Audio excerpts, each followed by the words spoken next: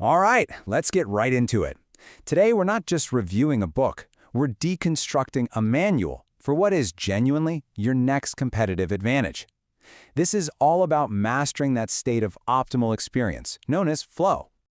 If you're a high achiever, this is probably going to sound very familiar. You put in those grueling 12-hour days, absolutely convinced that more effort and more stress are the only ways to get ahead. But here's the thing. The world's most elite performers, they have a different secret.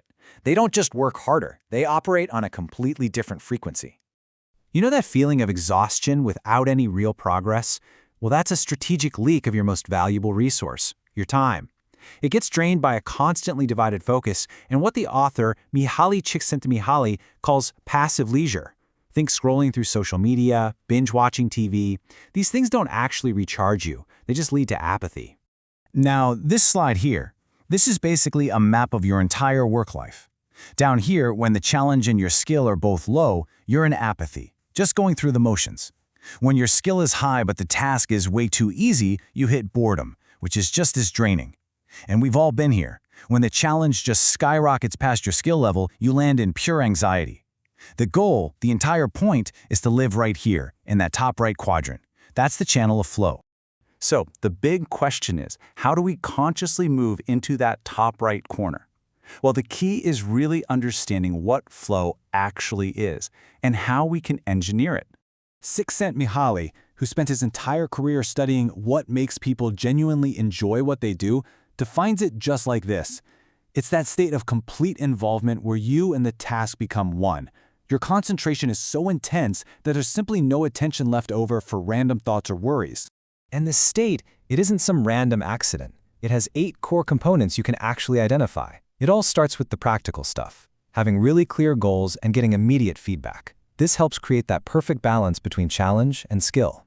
From there, your internal state just takes over. Your concentration becomes razor sharp. Your ego fades away. You feel this incredible sense of control, and time itself seems to bend. Hours can feel like minutes. And this quote just brilliantly captures the whole thesis of the book. Real, genuine fulfillment doesn't come from just relaxing on the couch. It comes from a voluntary, focused effort to do something that really pushes you. It's all about active engagement, not passive consumption. So, that crucial point is all about finding that balance between challenge and skill. Let's dig into a specific, actionable framework for hitting that sweet spot.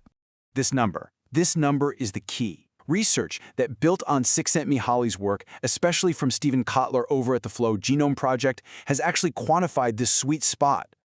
The magic really happens when the task is just about 4% harder than what you can already do comfortably. It's that slight increase in pressure that forces your brain to pull in more resources and dedicate all its attention to cracking the problem. And that is the trigger for entering a flow state. Think of it like this, right? Any less than 4% and you're bored.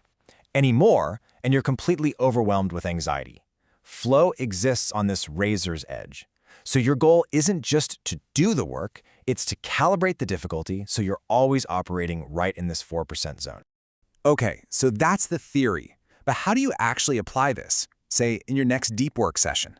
Let's break down a simple, repeatable routine to engineer this state pretty much on demand. Here's the routine, broken down into 3 pretty simple steps. We're going to start by warming up our focus, then we'll silence that inner critic with something I call a permission timer, and finally, we'll apply that 4% challenge to really lock in the flow state. You have to treat your mind like an athlete treats their body. Before you jump into a high-stakes task, do a quick focus warm-up. This could be a minute of mindfulness, or even my personal favorite, put on some music, close your eyes, and just visualize the concert for 60 seconds. The whole goal is to go from scattered attention to a single, pointed focus. All right, next up, to handle that loss of self-consciousness component, use a permission timer. Set it for 25 minutes. During this block, you give yourself absolute permission to just execute, without any judgment. Write that messy first draft. Explore the unconventional idea. You can always edit and critique later. The only goal here is pure Zen-like execution. It's exactly what Morpheus told Neo, right? To truly enter this state, you have to silence that part of your brain that is constantly judging and second-guessing everything. You have to free your mind from the fear of making a mistake. Now, before you dive headfirst into this, it's really important to have a balanced perspective. This isn't some magic pill. There are some realities to a flow-driven approach that you definitely need to be aware of. First off, this book is not a quick fix manual. While the concepts are super practical, the text itself can feel a bit dense and theoretical sometimes. But more importantly, it requires a fundamental shift in your lifestyle. You have to consciously choose active engagement over the kind of passive consumption that dominates so much of modern life. So it all comes down to this choice. You can choose passive consumption, which, as we saw in that chart, leads directly to apathy. Or you can choose active engagement, that voluntary effort on difficult tasks, which is the only path that truly leads to flow and genuine fulfillment. Okay, let's bring it all together. What is the ultimate takeaway here for you as a high performer? This quote from the book really says it all. We tend to think happiness is determined by external things, a promotion, a bigger house. But decades of research show that beyond a certain basic point, that's just not true. Your fulfillment is determined by your internal state, by the contents of your own consciousness. And that's exactly why flow is so essential. It is the foundational text for almost every modern productivity movement.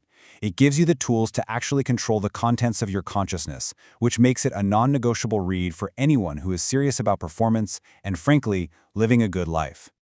So the question I'll leave you with is this. What's one area of your work or even your life where you can apply that 4% challenge today? How are you going to stretch your own limits to find your flow? If you're ready to start executing at a truly world-class level, you can find the link to the book and some other resources down in the description below. And hey, if you want to master more frameworks just like this one, make sure you subscribe. We'll be deconstructing another essential text in the next explainer. See you then.